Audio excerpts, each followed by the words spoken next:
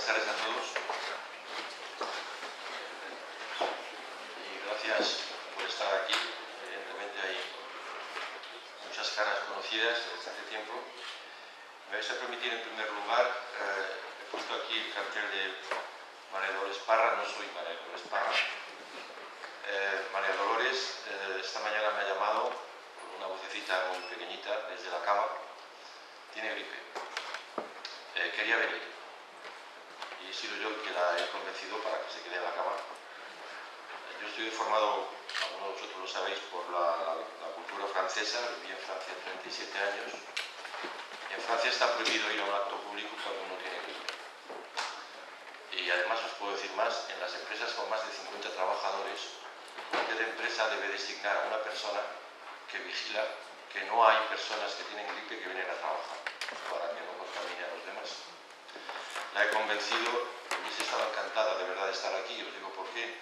Porque María Dolores Parra, antes de ser directora general de internacionalización en la Consellería de Economía Sostenible, era concejala en Villarreal y fue la que organizó un acto sobre la economía del bien común al cual asistió hace ya 3 años o 4 Cristian, y para ella era un placer de verdad poder haber estado con vosotros. Algo parecido ha ocurrido con el conseller. El conseller no tiene gripe. El conseller Rafael Climent lo que es que no tiene esa facultad divina que a muchas personas les permite estar físicamente 2 veces en 2 lugares diferentes al mismo tiempo. Y cuando surgió este acto, la agenda, muchas veces se dice eso para disculpar, os aseguro que es así. Rafa es una persona, bueno, primero os puedo decir que si yo estoy en el puesto que estoy es porque a Rafa le nombraron conseller de Economía, si no, no me hubiese metido en este lío, para asumir la Dirección General de Economía del Gobierno Valenciano, de Economía Sostenible, que es una palabra que se queda por ahí, pero que es importante. Entonces, pues nada, me han transmitido los dos que les disculpe lo que estoy haciendo, pero os aseguro que no son disculpas de esas que son así con... hay que decir que no he podido venir. En este caso os aseguro que los dos hubiesen estado encantados de estar aquí, pero que por un tema de enfermedad y por un tema de agenda que de verdad tenía ya en su lado, se encuentra al sur de la comunidad, Rafa, y en un momento dado había previsto hasta venir y luego volver a Muro, porque los fines de semana sigue viviendo en Muro, y los fines de semana pues pasa en su casa, pero no ha podido ser. Bien, nos acompañan en la mesa personas que quizá la mayoría de vosotros conocen. María, que es la presidenta de la EBC, vamos, del movimiento de fomento de la EBC en Valencia. Joan Ramón, que es el director de la cátedra, todas las cosas, que es mucho más, pero director de la cátedra de Economía del Bien Común, que finalmente conseguimos lanzar el año pasado y que de verdad este año pues va como una moto, y espero que todavía más. Evidentemente tenemos con nosotros a Cristian, que yo creo que, bueno, luego dirás unas palabras, pero... Y Albert, que es la persona que quizá muchos de vosotros conocéis también, que se ha ocupado, ha estado a nivel de toda España ocupándose de temas de formación y se ocupa y también de temas de comercio mundial. Es la razón por la que Albert está aquí. Y sin más, pues paso la palabra a María. Bueno, pues me ha tocado a mí la primera. Yo voy a ser muy breve. Simplemente para los que no nos conozcáis, tenemos en Valencia una asociación creada para la difusión y el fomento de la economía del bien común, en Valencia, Alicante y Castellón, creada desde el 2015. Estamos trabajando como voluntarios antes de tener entidad jurídica desde el 2012-2013. Somos un grupo de personas súper comprometidas que estamos trabajando por conseguir que la economía del bien común llegue a todos los niveles, a nivel de empresa, que llegue también a nivel de educación. Estamos trabajando para proponer talleres en todos los niveles educativos, desde primaria hasta universitarios, con la ayuda de la cátedra en algunos casos. Y también damos asesoramiento y formación a las empresas para realizar el balance de bien común. Yo simplemente, primero quería disculparme, no me he leído el libro, no me ha dado tiempo. Lo siento, ya me lo leeré. Eso no caduca. Pero bueno, a mí sí que me gustaría hacer una reflexión, porque yo creo que parece como que como consumidores, como personas normales, se nos queda un poco lejos eso del comercio mundial, ¿no? ¿Qué podemos hacer nosotros para mejorar o hacer más ético el comercio mundial? Y yo creo que se pueden hacer muchas cosas. Siempre decimos que pequeñas acciones realizadas por muchas personas en diversos sitios podemos cambiar el mundo. Y eso es lo que estamos haciendo desde la asociación, ¿vale? Entonces os animo a que os unáis a nosotros y a que pongáis vuestro granito de arena para conseguir precisamente un comercio mundial más ético. ¿Cómo? Pues siendo consumidores conscientes y responsables. Si sois empresarios o empresarias, intentar ser lo más ético posible y ecológico en la gestión de vuestras empresas. Como padres, como madres, intentar inculcar valores que consigan que tengamos un desarrollo y una economía sostenible entre vuestros familiares y amigos. Y simplemente animaros a sumaros a este movimiento, que manos no faltan. Y ya doy paso. No sé, ¿a quién le toca? Sí, ahora, efectivamente, gracias María, le toca a Joan Ramos. Bueno, pues muchas gracias, Paco. Primer, aneu a permetre que digui unes quantes paraules en valencià, després em passaré al castellà per respecte a Cristià, però sí que vull encetar la meva intervenció en la nostra llengua, no? En el valencià. Moltíssimes gràcies per la vostra assistència.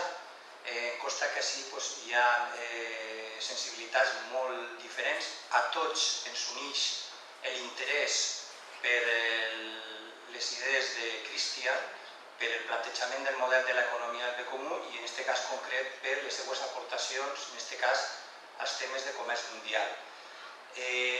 La data d'avui era una data difícil. Divendres per la vesprada és realment difícil aconseguir que la gent se mobilitzi i vinga a actes com estos, inclús un acte com el de Cristià, però vam veure l'oportunitat de poder fer una presentació pràcticament quasi en el moment en què el llibre començava a eixir al mercat. El llibre va eixir el dia 31 de gener, vam veure la possibilitat de fer aquesta presentació i vam pensar que, encara que el dia no era el millor de tots, sí que podia ser una oportunitat poder comptar amb la presència de Cristià i no tindre que esperar potser alguns mesos més tard que poguera tornar a vindre per ací. Jo vull agrair-li enormement la seva disposició, que ha sigut immediata i absoluta per estar avui ací, encara que ja porta diversos dies de gira per diferents ciutats espanyoles. La primera vez que estuvo Cristian en la universidad fue en el año 2012. En aquella ocasión lo invité, yo también, y fue en este mismo sitio, fue en este salón de actos de la biblioteca del campus de Taronchers. La verdad es que en aquel momento el salón estaba abarrotado. Algunos que estuvisteis lo recordaréis, la gente no cabía, había gente sentada en el suelo, fuera de la sala. Fue realmente impresionante. Era la primera vez que Cristian venía a la Universidad de Valencia y casi que aquello fue como un augurio, porque 3 años después hubo un cambio de gobierno y entraron a gobernar fuerzas progresistas en la Comunidad Valenciana y gracias a ello la Consellería de Economía Sostenible se puso en manos de 2 personas muy implicadas con el movimiento de la economía al bien común. Rafael Climet, el actual conseller de Economía Sostenible, y, como no, nuestro director general de Economía, Francisco Paco para los amigos, como a él le gusta que le digamos, y al cual agradezco también su presencia hoy aquí. A partir de ese momento, la Administración Pública Valenciana se puso manos a la obra también para favorecer y potenciar el modelo de la economía del bien común como una herramienta para iniciar, por ejemplo, algo tan importante como es el cambio del modelo productivo valenciano, algo fundamental y que no podemos esperar más tiempo.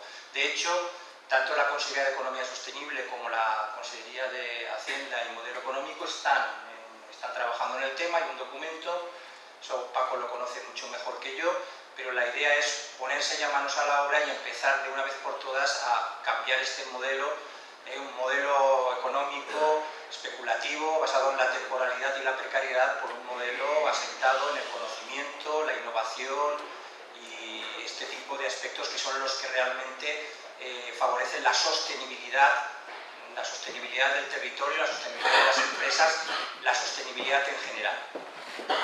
Nosotros desde la cátedra se constituyó en junio del 2017, el año pasado, y ya tuvimos la oportunidad de poder contar con la presencia de Cristian. Se le invitó y él inmediatamente dijo que sí. Y bueno, pues la verdad es que Cristian desde el primer momento se ha mostrado muy positivo y ha manifestado su apoyo constante al desarrollo de la cátedra.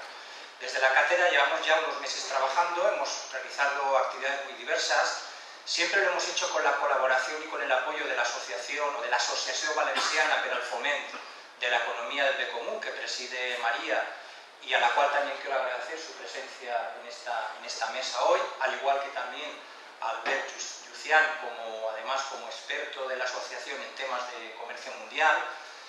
Y desde esa perspectiva, en base a la cooperación, a la colaboración entre los diferentes agentes, yo creo que en el momento en que se constituyó la cátedra se crearon las tres patas claves fundamentales para que esto sea posible y vaya adelante, que son las patas de la sociedad civil, que está representada por la Asociación del Fomento de la Economía del Bien Común, la administración pública, con un apoyo incondicional por parte de la Consellería de Economía Sostenible, y la universidad.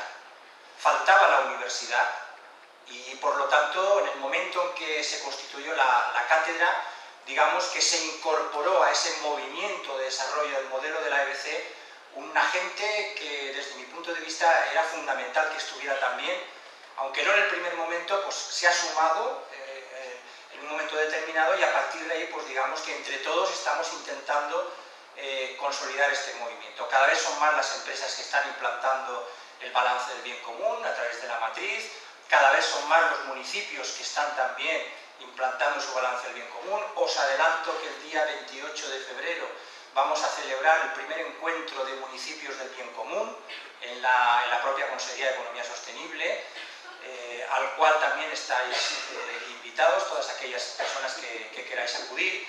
Y en definitiva, bueno, pues vamos a seguir desarrollando este tipo de temas.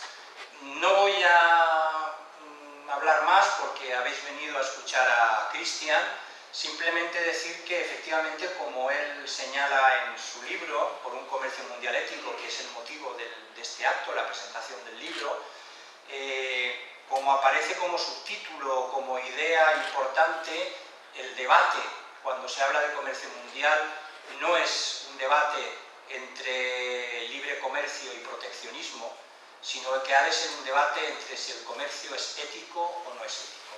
Gracias. Muchas gracias, Juan Ramón. Bueno, antes de dar la palabra a Cristian, quisiera, para los que no lo saben, decía antes que el hecho de que yo hubiese aceptado la Dirección General de Economía Sostenible en el nuevo gobierno valenciano es debido a Rafael Climent, pero resulta que yo conocí a Rafael Climent por culpa de Cristian. Y a Cristian le conocí por culpa de una persona que me escribió un correo cuando yo tenía mi programa en Radio Nacional de España, donde yo intentaba explicar que había que cambiar el modelo económico, y particularmente para cambiarle de sentido, es decir, que en vez de que sea de arriba a abajo, que fuese de abajo a arriba. Y alguien me escribió un correo diciéndome que había un señor en YouTube que hablaba de algo que se llamaba la economía del bien común, que había escrito un libro entonces en alemán y que decía cosas parecidas a las mías. Y me puse en contacto con Cristian por email y luego pues tuvimos la oportunidad de conocernos, y cuando se tradujo el libro de Cristian al castellano, en ese libro Cristian puso que yo era el embajador de la economía del bien común en casi en paralelo recibí un correo de un pueblecito llamado Muro de Alcoy, cuyo alcalde, Rafa Climent, y con una iniciativa de cooperativista que se llama Microviñas, en torno al vino, pues decía, es que nosotros tenemos la impresión que estamos haciendo cosas ya de las que usted dice. Como vive usted en Valencia, si quiere venir usted un fin de semana, nos comemos una paella juntos y le explicamos lo que hacemos. Y así fue como conocí a Rafa Climent y a Juan Cascal, y el primer encuentro de empresas interesadas en el balance, hacer el balance del bien común, tuvo lugar en Muro de Alcoy, donde Cristian se desplazó. Luego, evidentemente, el puesto que ocupo está muy relacionado con la economía del bien común. Joan Ramón ya ha dado, digamos, detalles de la cátedra que se consiguió lanzar. No todo es fácil en este aspecto, tengo que confesarlo, y me gusta ser transparente dentro del gobierno, y no somos tampoco Superman, ni Rafa ni yo, pero poco a poco esto va avanzando. Porque además de la cátedra, dentro de poco, bueno, en este trimestre se va a debatir en las Cortes Valencianas la Ley de Responsabilidad Social Empresarial, y el artículo 21.2, si no se cambia, y espero que no se cambie, indica que las empresas que van a formar parte del registro que se va a crear, de las empresas que respondan a un cierto número de criterios que se describen en el proyecto de ley, pues el artículo 21.2 dice que aquellas empresas que hayan realizado el balance del bien común formarán parte automáticamente del registro. ¿Y ese registro para qué servirá? Para que todas las licitaciones públicas, todas, cuando necesite, digamos, el entorno del gobierno solicitar empresas, la prioridad se dará a las empresas que estén en ese registro. Estamos también hablando, pero eso va a ser un poquito más largo, no sé si se podrá obtener en esta legislatura, de medidas fiscales, pero eso ya es un tema donde interviene un tal Montoro, y bueno, es un poco más complejo, pero estamos en ello. Y es importante que sepáis pues, que la ley se va a discutir este trimestre. Y el proyecto de ley, esperemos que sea votado, y que sepáis que en el artículo 21.2 de dicho proyecto está lo que acabo de decir.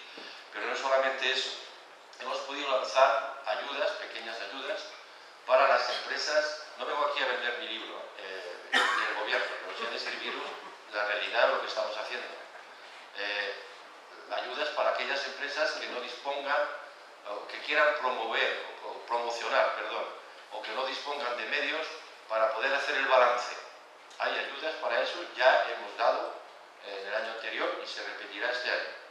Y el año pasado, que ya no pudimos hacer, pero sí lo vamos a hacer este año, es sacar otra ayuda de 1.900.000 euros para inversiones de empresas. El abanico es un poco más amplio, el paraguas. Digamos que apliquen un cierto número de valores, los valores que conocéis, y evidentemente, digamos, aquellas empresas que estén dentro de la medida de la economía del bien común. Para las inversiones, no confundamos, para ayudar a hacer los balances es una cosa, para hacer actos promocionales es otra, que están dentro de unas ayudas particulares, y luego hay otras que son para las inversiones que se puedan realizar. A pesar de que la convocatoria va a salir de aquí más o menos, espero, un mes, se tendrán en cuenta, y se va a prolongar hasta el verano, se tendrán en cuenta todas las inversiones realizadas desde el 1 de enero, con facturas, evidentemente, que justifiquen dichas inversiones. Y termino con una novedad, Joan Ramón ha hecho referencia a ello, es que existía un documento que el Gobierno valenciano aprobó en Elche, que se llamaba el documento de Elche, que al principio, como pusieron solamente eso, se llamó así porque se aprobó en una reunión del Consejo del Gobierno en Elche. Cada 6 meses el Gobierno se reúne en una ciudad diferente. Y había gente que creía que era el tratamiento del picudo. No. Era el título que además ya se puso un poco más cuando nos dimos cuenta de que el documento de Elche no decía muchas cosas, ¿no? Salvo algunos que sabíamos de lo que se trataba. Que es efectivamente de cambiar el modelo económico valenciano, que sabemos que esto va a durar.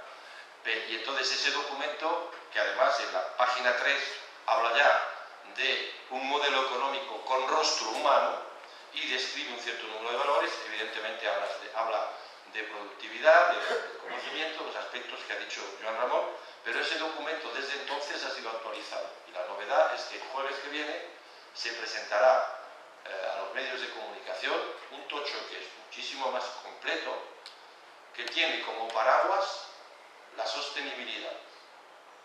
La sostenibilidad no en el sentido que muchos le dan hoy en día para deformar la palabra, porque todo es sostenible. Donde estéis hoy en día, abrís la prensa, vais a cualquier conferencia, sostenible, sostenible. Hombre, una banqueta con 3 patas es sostenible, pero no estamos hablando de eso. Estamos hablando de la intersección de 3 esferas: la esfera social, la esfera económica y la esfera medioambiental. Esto quiere decir que lo que se ha tomado como, y lo veréis en las, porque hay una primera parte del documento que hace una foto de qué situación nos encontramos en esta comunidad en todos los aspectos económicos, sociales y medioambientales, y detrás es qué es lo que queremos hacer como gobierno. Y empieza con el hecho de la sostenibilidad. ¿Qué quiere decir eso? Que todas las consellerías, a partir del momento en que ese documento esté aceptado, cuidado que se va a seguir desarrollando, es otra etapa. Si se toma una decisión en el sector social, habrá que ver qué impacto tiene en el sector económico y en el sector medioambiental. Si se toma una decisión en el sector económico, habrá que ver qué impacto tiene en el sector social y en el sector medioambiental. Y si se toma una decisión en el sector medioambiental, habrá que ver qué impacto tiene en el nivel económico. Ese es el paraguas del documento. Y en las 10, digamos, líneas estratégicas que se definen y los objetivos de cada una de las líneas, pone negro sobre blanco que la economía del bien común es la herramienta básica para hacer el ejercicio y el balance de esa sostenibilidad. Lo leeréis. Os lo avanzo, oficialmente no lo conocéis, hasta el jueves ese documento no será público y quería, no he pedido permiso a nadie, si me echan del gobierno me echarán, pero me parecía importante con la visita de Cristian, que inició esto con otras personas en Austria hace ya bastante tiempo, ver que poco a poco, con paciencia, pero de una forma sólida, el gobierno valenciano va dando sus pasos.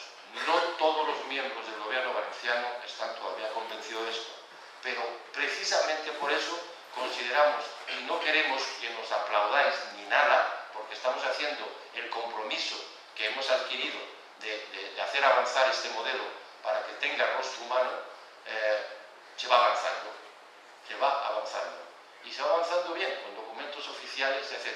Y luego, pues, es verdad que quizás no vayamos a la velocidad que todos queríamos, pero yo también pienso, por haber vivido algo extraordinario en mi vida, que fue en mayo de 1968, y se cumplen ahora 50 años, y va a haber un cierto número de actos en torno a esto, sobre todo por parte de las autoridades francesas, y aquello se diluyó, porque desde mi punto de vista, algún cromosoma quedó por ahí. Lo mismo que el tema también de un mes de mayo aquí en España. Hay cromosomas, pero yo creo que cuando vamos muy rápido, los que no comparten nuestras ideas tienen todos los medios para poder diluir. Y tenemos que ir con pasos pequeñitos pero firmes. Y era lo que quería anunciar y que Cristian lo supiese. Y ya paso la palabra a Cristian, que es lo que estamos esperando todos.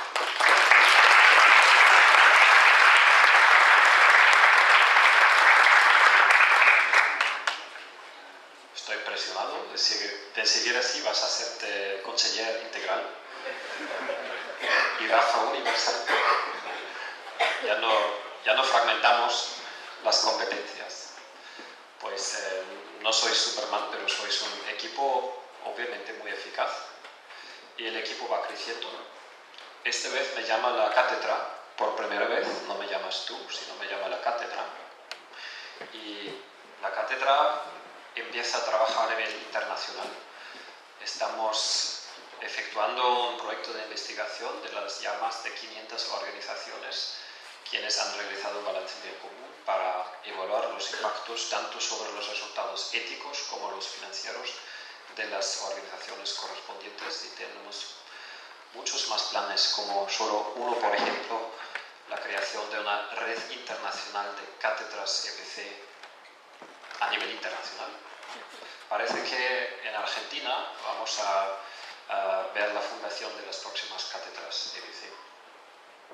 Esto me hace pensar en cómo lo hicieron los pseudo-liberales, que no me gusta llamarlos neoliberales porque no me parecen nada liberales, me parecen iliberales, por eso pseudo-liberales. Ellos han, entre otras, empezado con la instalación de una serie de cátedras, con la financiación estratégica de cátedras. Luego ellos han ayudado en construir think tanks. ¿Cuántos think tanks de la derecha existen y cuántos think tanks del centro?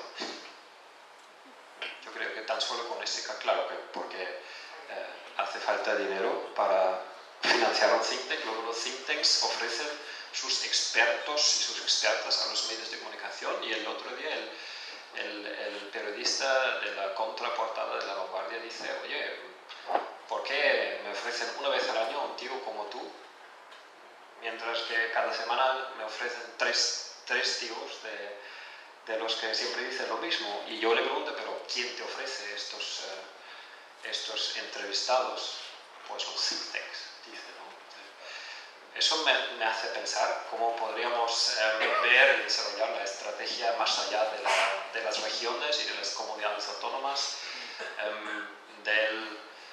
del ecosistema de la economía del bien común, que ya va tomando configuración poco a poco. Empezamos algunos gérmenes casi invisibles desde lo más abajo, desde el núcleo de la tierra, diría yo, semillas.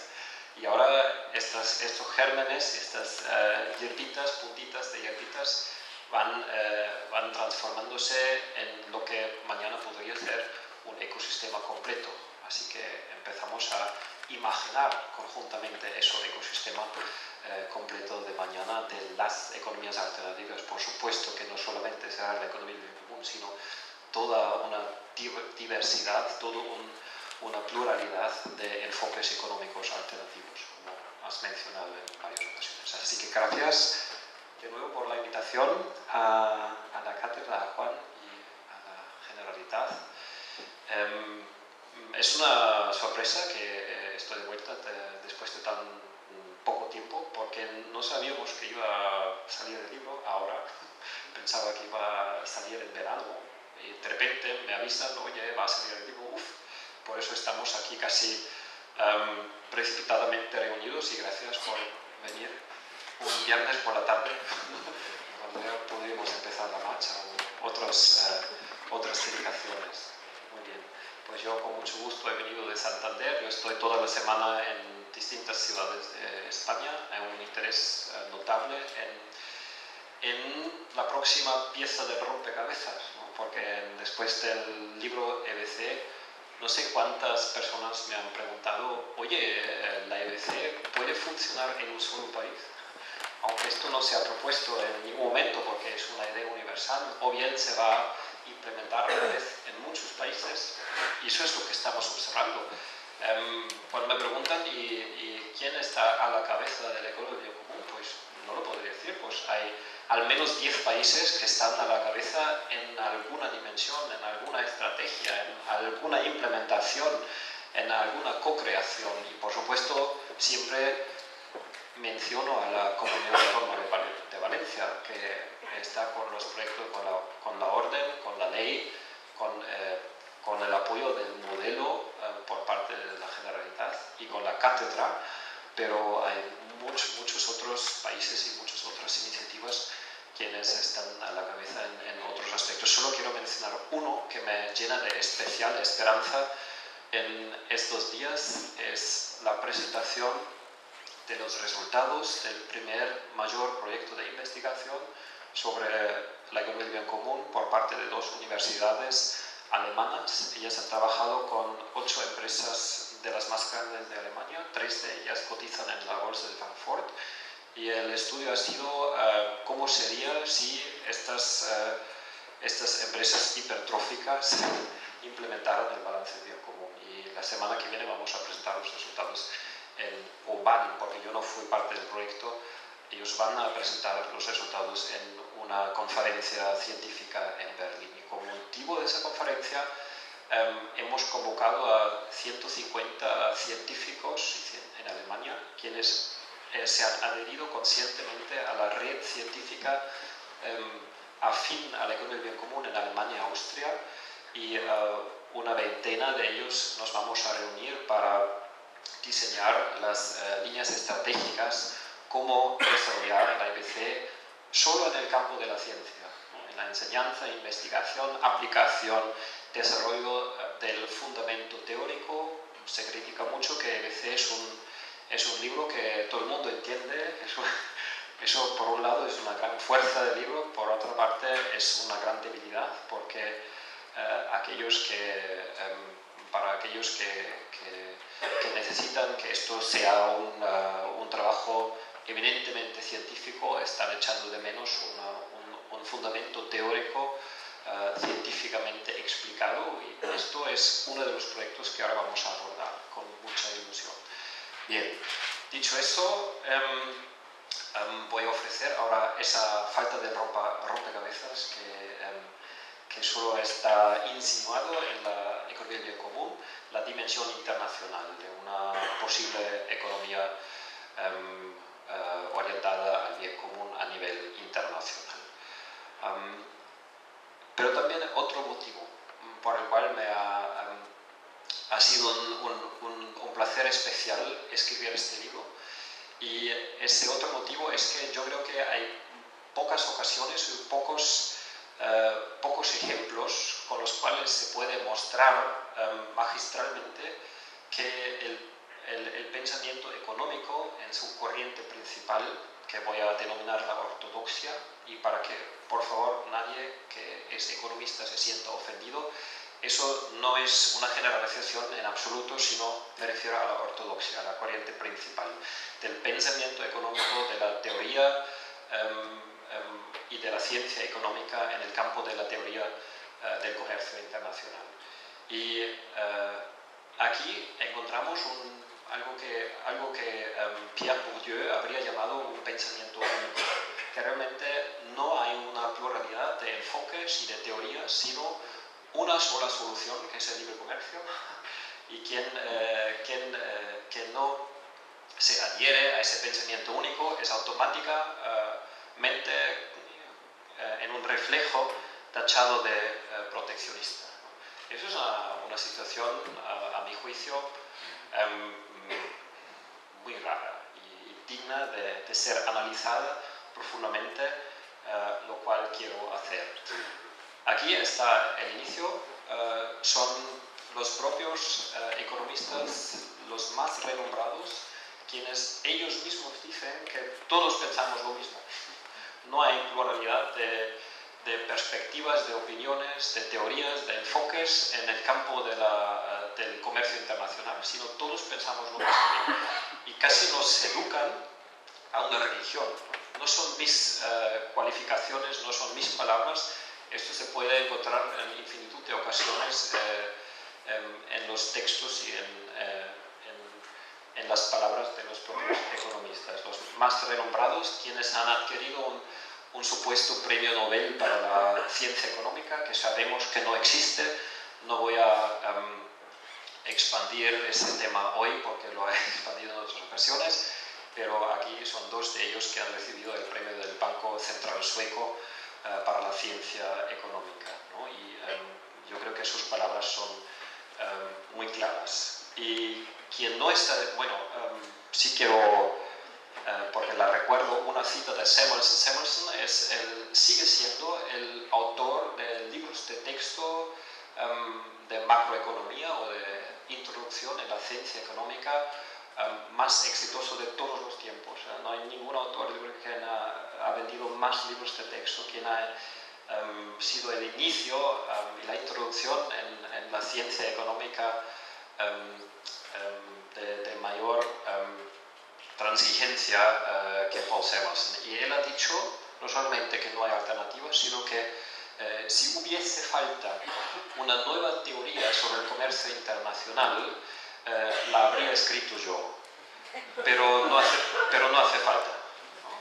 Y eso yo creo que es una actitud, una mentalidad bastante característica, ¿no? Porque Samuelson no es que no sea nadie, sino es quién es. Y es llamativo que exista que tan poco científica, esa actitud tan poco científica, tan poco respetuosa con la diversidad de enfoques y de matices, y ese reflejo de tachar y de tildar a todos aquellos que no comparten esa fe y esa creencia proteccionistas, ¿no? Sin definir ni lo uno ni lo otro. Porque ¿a quién de ustedes, a quién de vosotros han ofrecido una definición o bien de libre comercio o bien de proteccionismo? Son conceptos, eslóganes totalmente conocidos y familiares, pero ¿cuál es el significado exacto de lo uno y del otro? Para mí, bueno, lo primero que llama la atención, lo uno suena extremadamente positivo, atractivo, quien se opone a la libertad, y el otro es todo lo contrario, protección, casi te rompes la luenga al pronunciarlo, ¿no? Te tergiversa la lengua. Y está claro que tenemos que estar a favor del uno y tenemos que estar en contra del otro. Pero al analizar los conceptos un poquito más de cerca, mi conclusión es que son dos conceptos igual de extremos, por supuesto de extremos opuestos, y también igual de absurdos, ¿no? Por ser extremos. ¿Y qué quiero decir con eso? Tratando de analizar ambos conceptos, libre comercio, ¿qué sería? Empiezo con varias ofertas de cómo podríamos definir el libre comercio.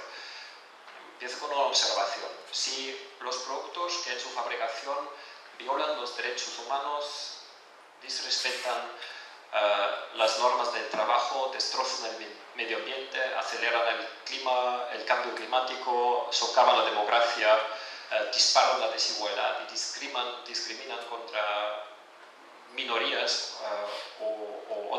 por ejemplo, pueden entrar o pueden acceder a los mercados internacionales en iguales condiciones, en condiciones iguales que los productos de las empresas más éticas, más responsables, más sostenibles, siendo los productos de estas últimas más caros por tomar mayores consideraciones, por tener costes más altos, tener precios más altos y teniendo una ventaja competitiva los productos menos éticos. Si esto es libre comercio, entonces lo libre se esfuma, es un eufemismo, y libre comercio quiere decir libre de cualquier responsabilidad y como consecuencia pues libre de libertad, porque si no hay responsabilidad, si no hay ética, no puede haber libertad. Esto es un reconocimiento desde Kant, quien dice: la libertad y la ética no se excluyen, solo funcionan unidos. Y si la libertad no va vinculada al cuidado de los otros valores, desde la dignidad hasta la sostenibilidad, la conservación de nuestros entornos vitales para los demás seres humanos y nuestros propios hijos y nietos, no podemos considerarnos libres. Y si no guardamos las mismas libertades para todos, tampoco nos podemos considerar libres. Esto no es una ciudad libre, por mucho que se llame así, ¿no? Bien, eso es un intento. El otro intento es, una oferta de definición de libre comercio. La otra oferta es: el comercio se convierte en un fin. Es decir, cuanto más comercio, mejor. Siempre.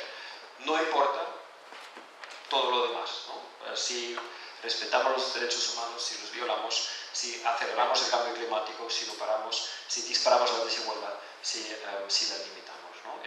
Porque el comercio, que en teoría solamente debe ser un medio, se convierte en un fin. O, última oferta, abrir las fronteras al máximo, eliminando las barreras como si la eliminación de las barreras fuera un fin en sí mismo. Y el proteccionismo es todo el contrario, es cerrar al máximo, como si el fin último fuese el cerrazón total, y como si la construcción de barreras fuera el fin, o considerando la protección un fin en sí mismo.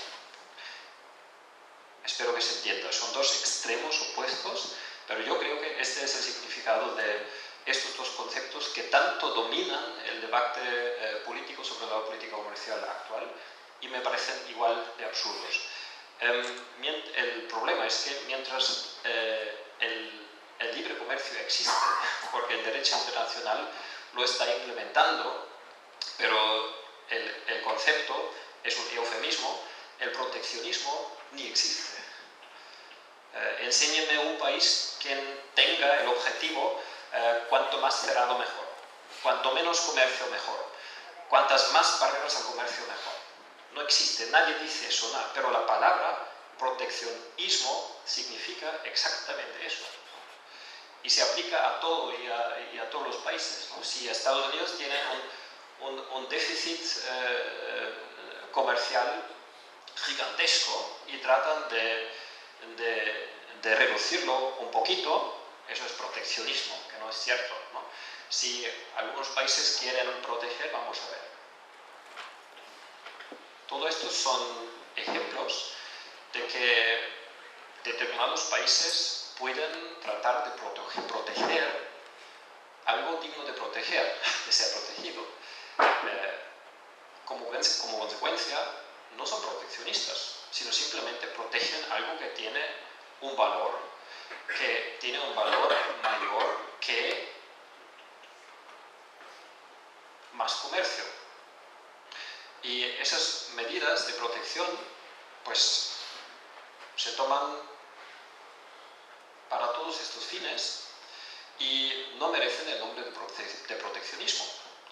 Solo el truco consiste en que cada regla para las relaciones internacionales, cada ley, protege algo. Si no, no existiría. Es decir, podemos considerar cada ley como proteccionista. Si a mí no me gusta lo que tú tratas de proteger, te tacho a ti proteccionista, mientras que mi ley, cuando yo hago una ley, me autoconsidero liberal y digo, esta ley que yo propongo, pues nos sirve a todos, ¿no? Por tanto, es una ley liberal. CETA, el Tratado sobre el Comercio y las relaciones económicas entre la Unión Europea y Canadá, tiene 1.600 páginas de derecho internacional vinculante y demandable. Eso es intervencionismo al máximo y eso es proteccionismo al máximo, porque claro, se está protegiendo algo, solo que no se está protegiendo nada de eso, que enseguida se tacharía de proteccionista si se protegiera esto o algo de esto. Con CETA se está protegiendo simplemente otra cosa, se está protegiendo las inversiones en el extranjero y el derecho al comercio. Y por eso CETA es sumamente proteccionista e intervencionista, solo que lo enmascaramos de libre comercio, porque sirve a los intereses de algunos y todo el mundo le sigue la corriente. Ese es el problema. Todos los científicos le siguen la corriente a estos pseudoliberales y todos los políticos que implementan o que tratan de posicionarse igual les siguen la corriente. Es tan acusado el fenómeno de que 9 de cada 10 políticos dicen no estoy en contra del libre comercio por principio, solo que... y se acaba la frase. Correctamente dicho sería, no estoy en contra del comercio por principio, solo estoy en contra del libre comercio. Así entendido. Y esa ideología nace de la ciencia económica y es tan grave que los aranceles, como una herramienta, como un timón de la política comercial, se está demonizando. Y el propio Samuelson considera aranceles como una enfermedad, ¿no? Y utiliza metáforas como si un arancel fuera algo malo en sí. Que no es el caso. El arancel es una herramienta de la política comercial, igual que los impuestos son una herramienta de la política fiscal y los intereses son una herramienta de la política monetaria. Y afortunadamente los economistas sí discrepan sobre si los impuestos deben ser más altos o más bajos, pero no hay un discurso sobre la eliminación de los impuestos en la ciencia económica. Y los economistas discrepan si los intereses deben ser más altos o más bajos, pero no tenemos un discurso sobre la eliminación de los intereses.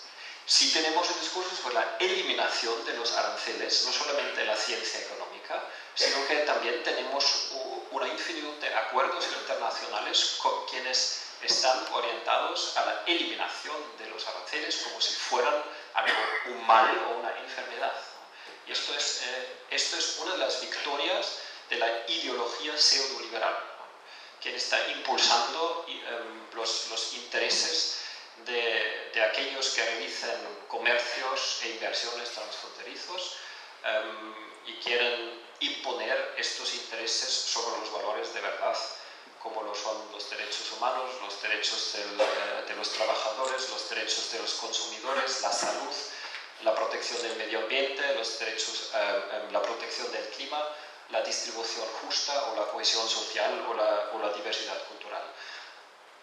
En el comercio ético, el comercio ni es un fin en sí mismo, cuanto más mejor, maximización. De hecho, esto sería comercialismo, porque si buscamos el equivalente del proteccionismo, porque el proteccionismo convierte la protección en un fin en sí mismo, tendríamos que renombrar el supuesto libre comercio en comercialismo, porque convierte el comercio en un fin en sí mismo. Y si tuviéramos la elección entre comercialismo y proteccionismo, entonces yo creo que nos parecería más cerca de la elección entre peste y cólera en vez de entre bueno y malo. Y todo empieza con una manipulación profunda de los conceptos y con un abuso profundo del concepto de la libertad. Estoy muy apasionado porque nos han robado el concepto de la libertad y estoy tratando de convocar la reconquista de la palabra de la libertad, de su usurpación. Bien. Y el comercio ético dice que ni el comercio es un fin en sí mismo, ni la protección, sino que el comercio es un medio. Y a lo mejor veis la analogía con la EBC. Si el dinero, que debe ser el medio para la economía, se convirtiese en el fin de las actividades económicas, entonces pasaríamos de la economía al capitalismo. Y si el comercio se convierte del medio de la política comercial en un fin, pasaríamos del comercio ético al comercialismo. ¿Se entiende la analogía, no? Así que en el comercio ético, el comercio es un medio neutral. Si nos ayuda a alcanzar nuestros fines, desde los derechos humanos hasta la protección del clima, queremos que el comercio crezca, pero en el momento en que ponga en peligro estos mismos objetivos y los perjudique, pues no tenemos ni el más mínimo problema de limitar el comercio, con todas las herramientas de la política comercial que tenemos a mano, totalmente relajados, sin asustarnos de la palabra aranceles. A propósito, la Unión Europea, contra toda la retórica, aún recauda el 12% de sus ingresos en el nivel de la Unión Europea en forma de aranceles, y de los países más pobres, en algunas regiones este porcentaje es entre el 30% y el 50%. Y alguien que propone la eliminación total de los aranceles está proponiendo que algunos países pobres tendrían que renunciar a la tercera parte o incluso a la mitad de sus ingresos estatales globales. Esto solo dicho aparte. Bien, ahora la mala noticia. Considerando comercialismo, alias libre comercio, y proteccionismo extremos, y comercio ético una vía intermedia, moderada, la Unión Europea, a pesar de ser un equilibrio de los más diversos intereses, no ha apostado por el camino intermedio, sino por uno de los dos extremos. Es una muy mala noticia. Porque eso quiere decir que una minoría poderosa ha conseguido que la protección de sus intereses se ha convertido en ley constitucional. Esto es el Tratado de la Unión Europea, ¿no? Este es el Tratado de Funcionamiento de la Unión Europea.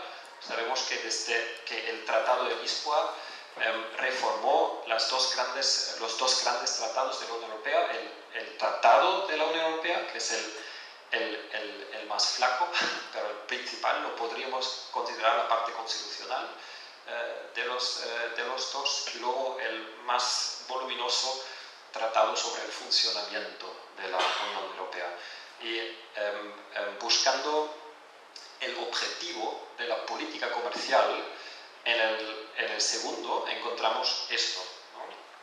La Unión Europea se obliga a sí misma a la supresión progresiva de las restricciones a los intercambios internacionales y también a la reducción de las barreras arancelarias y de otro tipo. Y esto es más que llamativo y más que alarmante, porque esto no es neutralidad frente a distintas alternativas en la política comercial, teniendo la flexibilidad de en una ocasión aumentar las barreras y en otra ocasión reducir las barreras, sino se obliga a un específico medio incluso de tirar de la borda el timón. Se obliga a tirar de la borda el timón. Esto es una automutilación en el campo de la política comercial. Es un extremismo. Y por eso yo creo que no podemos desarrollar una estrategia sobre una política comercial exterior alternativa sin tener en cuenta de que tenemos que cambiar el mandato marco, el mandato constitucional de la Unión Europea por el comercio exterior. Y la segunda mala noticia es que la Unión Europea está ejecutando ese mandato marco. O sea, no lo está ignorando, sino que lo está ejecutando con toda consecuencia, en todos los niveles. En un primer lugar, en el nivel multilateral e internacional, que es la Organización Mundial del Comercio, que empezó en 1995 con 67 miembros, Estados miembros, hoy son ya casi 180, o sea, casi todo el mundo ya forma parte de la Organización Mundial del Comercio. Se cimienta sobre 60 tratados internacionales vinculantes y demandables. Eso es importante. El derecho internacional se distingue en blando y duro. ¿Y cuál es la diferencia? Si los derechos internacionales son vinculantes, no.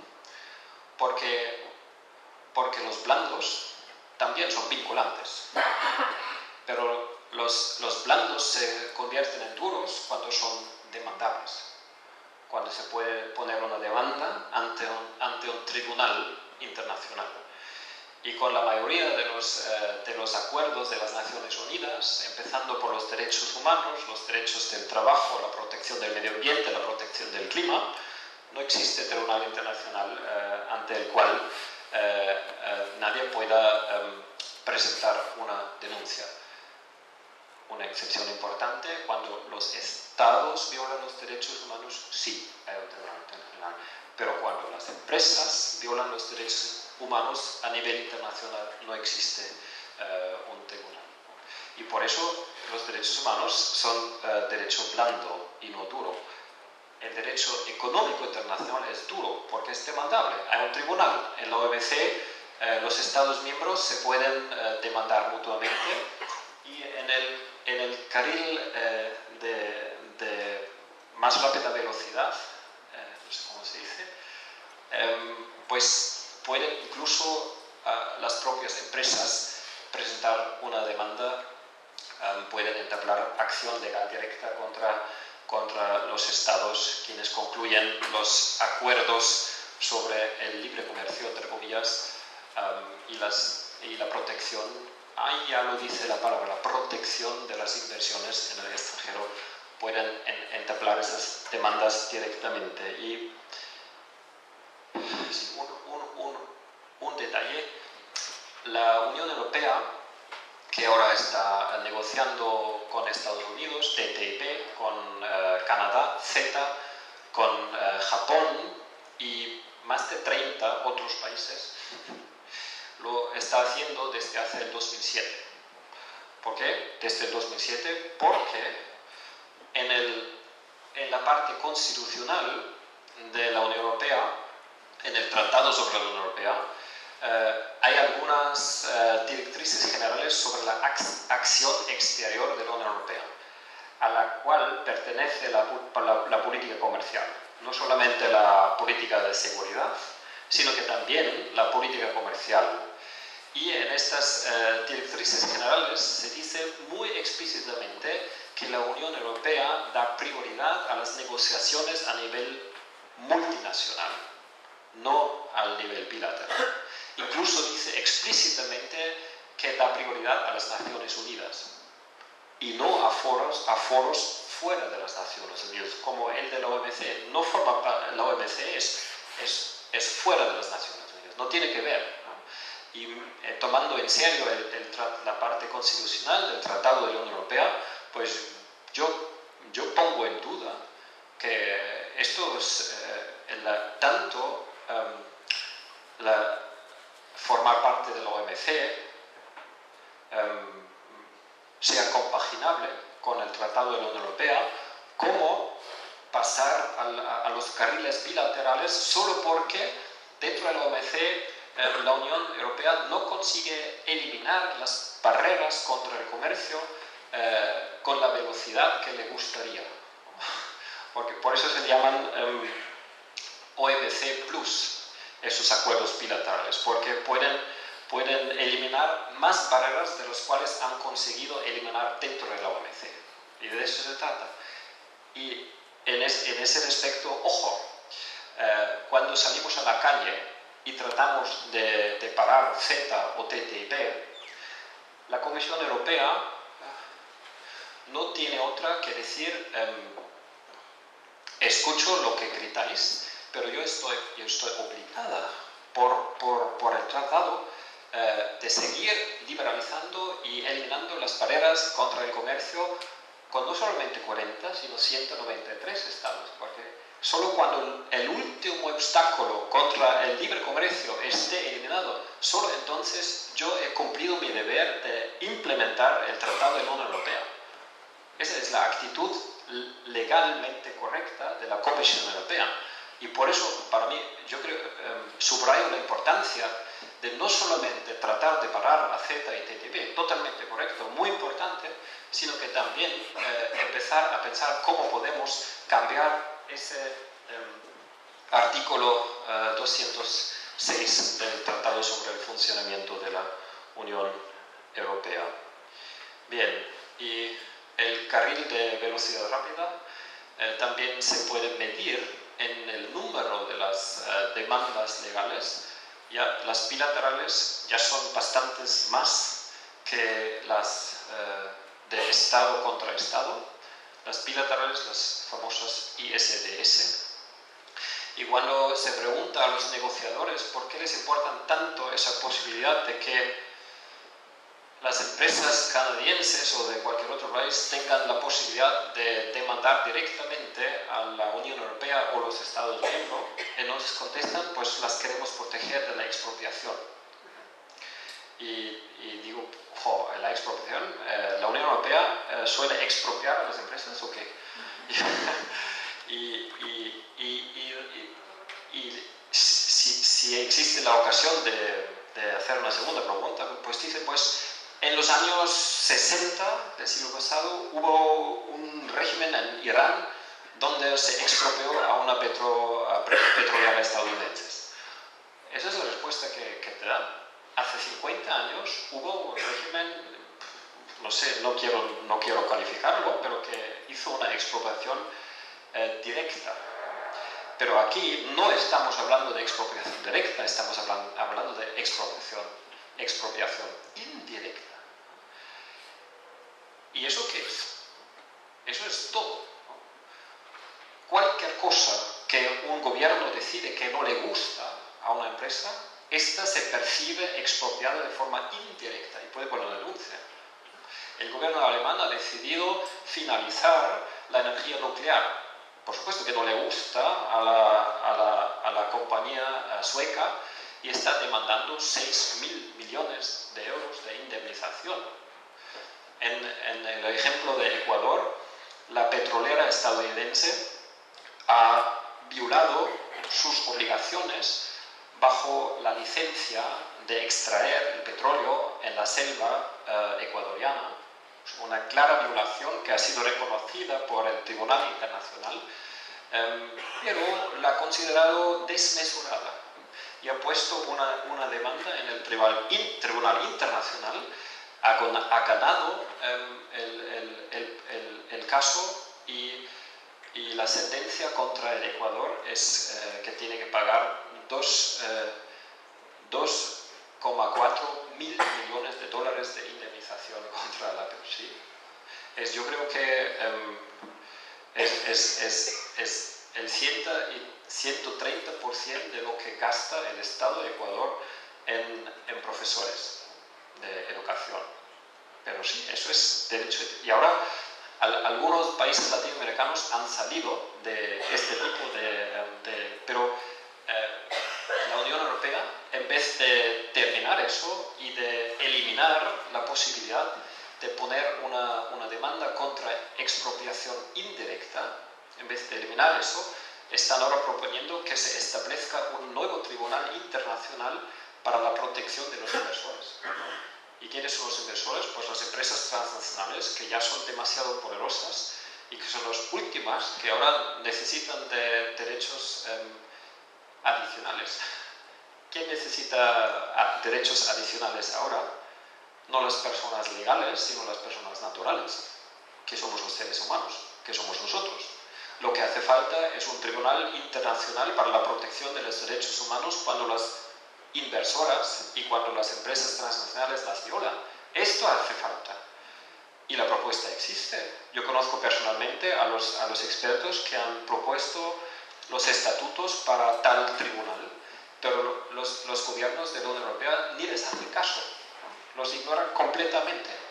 Y no están proponiendo la simetría, porque la simetría sería que a este tribunal se podría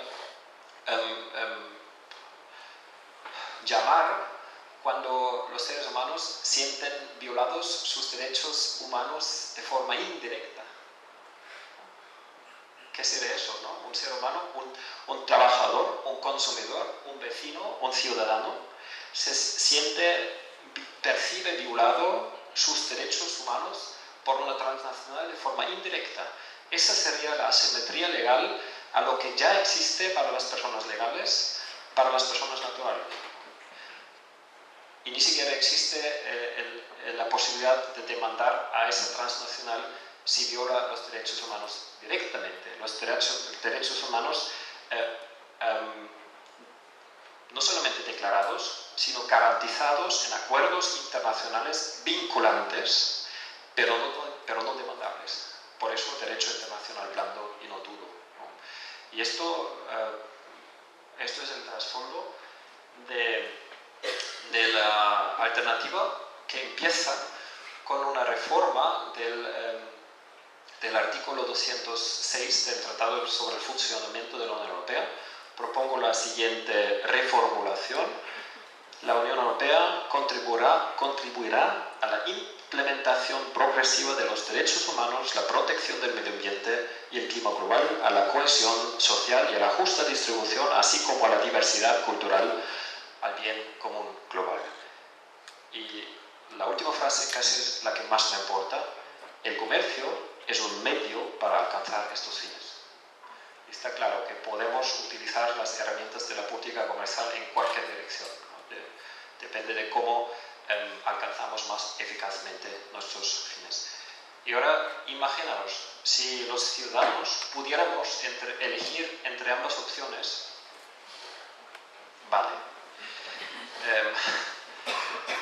Para entrar en detalle del concepto de un comercio mundial ético, se compone de 6 piedras angulares y empiezo con la primera, que espero que se deduzca lógicamente del análisis.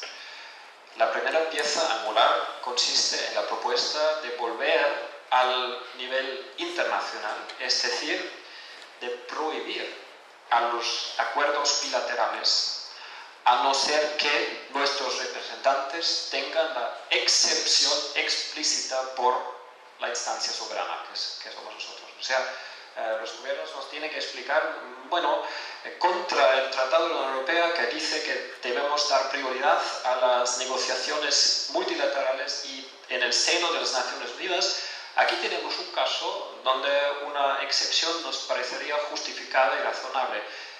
¿Qué opináis? Y si damos el buen visto, pueden hacer esa excepción, porque no vamos a ser dogmáticos, vamos a seguir siendo flexibles, pero el principio tiene que tomarse en serio. Si no, ¿por qué se ancla en el tratado? Si no se toma en serio, si se hacen 150 excepciones del principio. Bien. Y por supuesto que no fuera de las Naciones Unidas, sino dentro de las Naciones Unidas, para que las reglas de juego del comercio internacional estén en sintonía con los derechos humanos, los derechos del trabajo, la protección del medio ambiente, del clima, de la diversidad cultural y los otros objetivos, ¿no? Eso también, ¿no? Si los pueblos soberanos pudiesen elegir entre las dos opciones, ¿preferís que se hagan las reglas de juego para el comercio internacional fuera de las Naciones Unidas, sin vínculo legal duro al derecho internacional ya existente, o preferís que se hagan dentro de las Naciones Unidas, en el seno del derecho internacional, con un vínculo lógico y consecuente a los logros de hasta ahora, desde los derechos humanos hasta la protección del clima? Pues no me puedo imaginar que en algún país del mundo los ciudadanos votaran a favor de lo que han decidido nuestros gobiernos. Pero yo afirmo en contra de los intereses y los valores de la mayoría de las poblaciones. Bien, ¿y cómo se protege? Pues creando una zona de comercio ético a la que todos los países están cordialmente invitados para no solamente ratificar los distintos acuerdos, sino adicionalmente someterse a tribunales internacionales en los cuales se pueden demandar el cumplimiento de los tratados. Porque esto es lo que hemos aprendido del derecho internacional económico. Si no es demandable, no vale para nada, o poco, ¿no? Bien, y entonces aquellos países quienes ratifican los acuerdos sobre los derechos humanos, laborales, medioambientales, etc., se protegen contra aquellos otros quienes no colaboran, porque no vamos a obligar a nadie a ratificar estos acuerdos, pero quienes deciden libremente de no ratificarlos, pues contra ellos nos vamos a proteger para no sufrir una competencia injusta y destructiva con aranceles éticos que protegen nuestros valores comunes. Y solo es un ejemplo, Estados Unidos, de los dos grandes convenios de la implementación de la Declaración de los Derechos Humanos, el convenio civil y el convenio social, solo ha ratificado uno. Bueno, un 20% arancel ético contra aquellos países quienes no han ratificado uno de los dos grandes convenios para la protección de los derechos humanos. Las normas estándar de la Organización Internacional del Trabajo hay 8. Y yo creo que ya son 150 países que han ratificado las 8, porque es algo muy de sentido común. Estados Unidos ha ratificado 2, está en la cola internacional. Bueno, si calculamos un arancel ético del 3% por cada norma estándar de la OIT, 3 por 6, el 18% del arancel adicional contra Estados Unidos. Me están llamando a la orden. Sí, porque ya estaba dudando antes, ¿no? Porque lo voy a decir o no. Es más, aquí estamos en una unidad y tenemos un poquito de tiempo. Es más, ¿Por qué somos tan orgullosos de la Unión Europea? A pesar de que es tan fea en tantos aspectos. ¿Por qué seguimos siendo europeos a pesar de todo? Porque nos aporta el mayor bien de todos. ¿Cuál es? La paz, ¿no? Porque sin la paz no podemos proteger ni la dignidad ni el bien común. La paz es la precondición de proteger la dignidad y el bien común. Y por eso, a pesar de todo, seguimos siendo europeos, al menos en la esperanza, ¿no? Entonces, si la paz es el bien mayor y la razón de ser más proveniente de la Unión Europea, y la Unión Europea se obliga a sí misma a proteger la paz, la vamos a proteger consecuentemente en la acción exterior, tal y como dice el Estado. Es decir, si algún país entabla una guerra contra otro país, vamos a poner un boicot comercial contra este país. Y la última ocasión que se me ocurre también es Estados Unidos, solo es un ejemplo, pero si Estados Unidos entabla una guerra sin permiso de las Naciones Unidas, es decir, rompiendo ley internacional, pues ahí podemos incluso tomar medidas o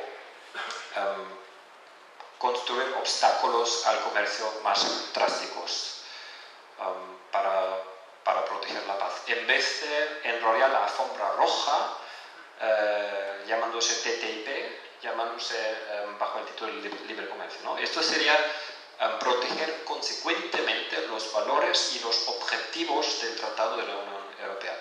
¿Y cuál sería el efecto, ¿no? Algunos dicen enseguida, pues si haces eso, Estados Unidos va a declarar la guerra contra la Unión Europea. No creo. Relajaos.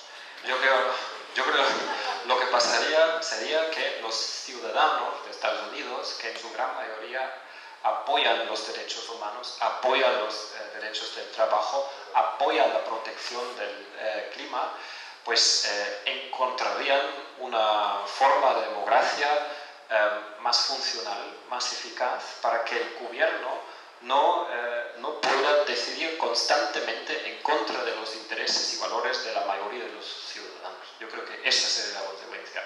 O sea, un aliciente a los países menos pacíficos, menos democráticos, menos respetando los derechos humanos, para que cumplan con mayor consecuencia y éxito con estos máximos fines y valores de la comunidad internacional. Bien. Segundo, los demás son más cortos. Esto ha sido el más importante. Curiosamente, hoy hay una ideología muy furiosa a favor del libre comercio, y eso a pesar de que en la historia de las potencias comerciales de hoy no encontramos ningún ejemplo de que una potencia comercial de hoy haya aplicado el libre comercio en su propia historia. Es peor aquellos países que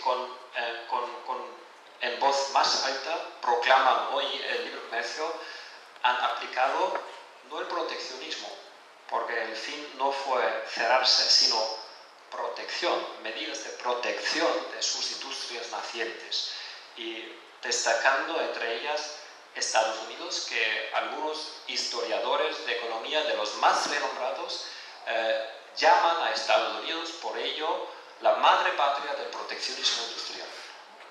Pero Estados Unidos no fueron el primer país, sino lo aprendieron de Gran Bretaña. Por eso yo propongo que Gran Bretaña se llame la abuela patria del proteccionismo industrial, ¿no? Para que el honor se distribuya.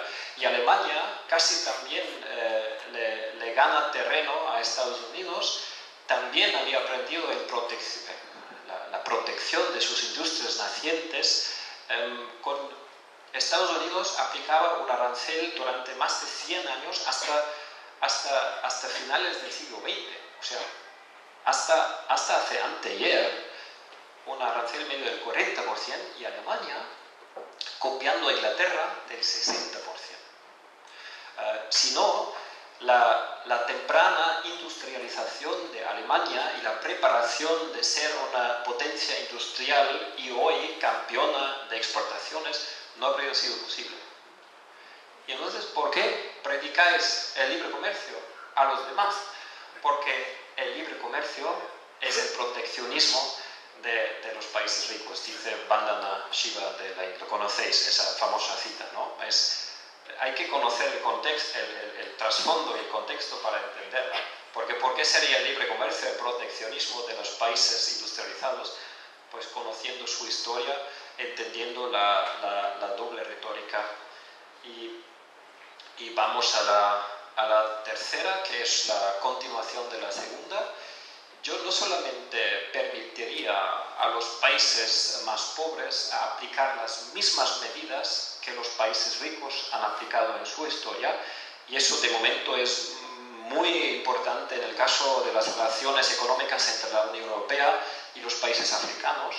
Ahora el malo somos nosotros, la Unión Europea, quienes estamos, nuestros gobiernos están imponiendo el libre comercio, o sea, la prohibición de utilizar el timón de los aranceles a los países africanos, pues no solamente les permitiría seguir utilizando el timón, sino que permitiría más generalmente a todos los países participantes de la zona de comercio ético de proteger aquellas industrias nacientes que quieran proteger, aquellas ramas estratégicas que quieran proteger, aquellas estructuras económicas locales o regionales que quieran proteger aquellas actividades económicas éticas que quieran proteger y que protejan lo que quieran proteger sin excepción y sin límite.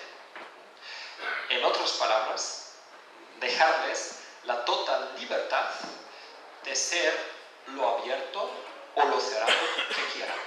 Total libertad de ser lo abierto o lo cerrado que quieran. Eso me sabe más a la libertad que la obligación. Tú tienes que abrirte, y si no abres cuanto te obligas en el contrato, te denuncio ante un tribunal. Esto no me sabe tanto a la libertad. Para que todos los países puedan servirse de todas estas herramientas de la política comercial, hace falta una precondición, hace falta una limitación de su libertad importante, la cual es: no pueden producir un superávit comercial. Porque sin esta precondición podrían los países abusar de la libertad de proteger objetivos dignos de proteger para cerrarse en mayor medida contra las importaciones que exportan a su vez para obtener un superávit comercial e enriquecerse a costa de los demás, que es el caso emblemático de Alemania. Lo que Alemania está practicando no es libre comercio, sino incluso tiene un nombre: mercantilismo. Mercantilismo está definido por trato de venderte más de lo que te compro para enriquecerme en tu detrimento. Si alguien no entiende eso, dos cosas de información económica básica: la suma de los balances comerciales internacionales siempre es cero, porque en su conjunto todos vendemos igual que todos compramos. Y esto es totalmente equiparable a la relación entre los individuos. Si yo te vendo a ti más de lo que te compro, en un año no pasa nada. En 10 años o en 20 años, si además yo trato de venderte estratégicamente más de lo que te vendo para obtener un superávit comercial, para sentirme campeón mundial de las exportaciones, tarde o temprano tú irás a la insolvencia y la bancarrota. Y exactamente lo mismo pasa entre países, no hay diferencia. Y por eso el mercantilismo me parece realmente desdeñable y me parece más un crimen en las relaciones económicas internacionales. Debería penalizarse. Y por suerte no tiene que aparecer Felber para llamarlo crimen y para proponer que se penalice, sino eso lo hizo Keynes. Eso lo hizo Keynes en los años 40 a la hora de diseñar el orden económico internacional de Bretton Woods, solo que su propuesta de penalizar las desviaciones de los balances comerciales equilibrados a la medida, o sea, cuanto mayor la desviación y cuanto más tiempo la desviación, pues mayor la penalización para crear un aliciente muy eficaz de reequilibrio y de reestabilización. Pues lo propuso de forma muy detallada y sagazmente, pero no se le hizo caso y no se implementó. Y a lo mejor podemos ahora implementarlo. Y muy curiosamente, no, ya me... porque si no, no vamos a terminar hoy. Penúltima piedra angular. Keynes confesó que primero él fue educado a participar en esa fe generalizada en el libre comercio.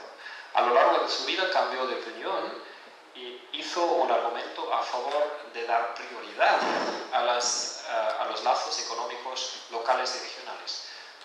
No estaba en contra de la globalización, no era una antiglobalización, solo que quería dar prioridad a los lazos regionales locales, lo cual estaría prohibido estrictamente bajo los criterios de la Organización Mundial del Comercio, trato nacional y and most favored nation, que no sé muy bien, y sobre todo las finanzas. Y último, y con este tengo que cerrar,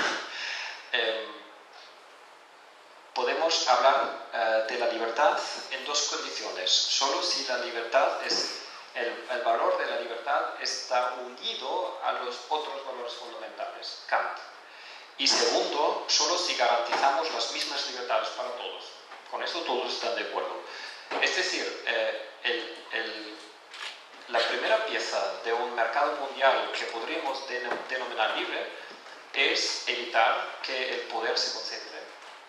Es establecer un control de fusiones para que la Bayer no pueda fagocitar a la Monsanto, definir un tamaño máximo para las empresas, obligar a las empresas que hagan transparente todas sus participaciones, obligar a las empresas que entren en el registro de lobbying de la Unión Europea, no de forma voluntaria, sino obligatoria, evadir que las empresas pueden servirse de los paraísos fiscales, es decir, vincular el movimiento de capitales a la colaboración fiscal y, último, pedir a todas las empresas que quieran acceder al mercado mundial ético, que podemos considerar un bien público, que tengan que comprar una tarjeta de entrada, y la tarjeta de entrada es el balance bien común.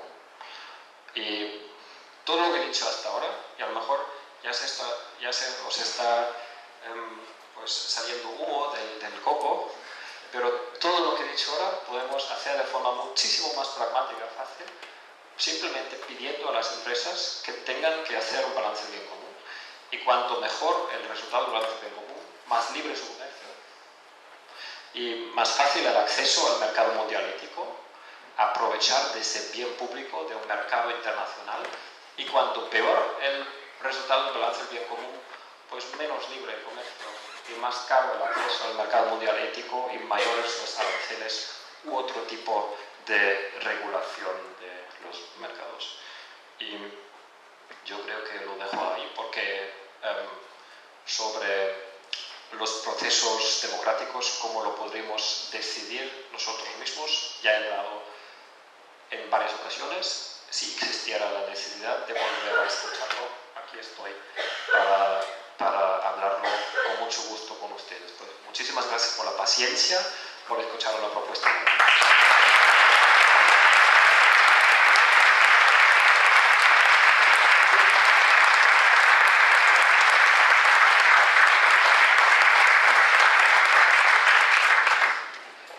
Entiendo una vez más, Cristian, que la gente que te conoce piensen que eres economista, cuando no lo eres.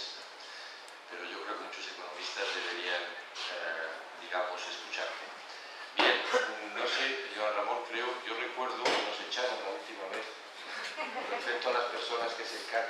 cerrar este Pero mercado. eran vísperas de Jueves Santo, ese fue el problema. Bueno. De momento no nos han dicho nada. Yo creo que puede haber un turno de preguntas. Pero le toca todavía Hablar hablar a Albert. después de... Lo que pasa que después, lo que ocurre siempre, que cada vez que uno habla detrás de Cristian, no sabe muy bien qué hacer, porque eso es lo que me ocurre a mí. Yo tengo muchas ganas de escucharte.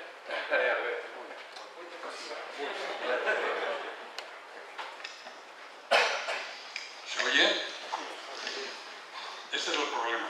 Hablar después del último en cualquier mesa y encima además si uno de ellos ha sido cristiano hablando de estas cosas, pues te lo hace muy difícil.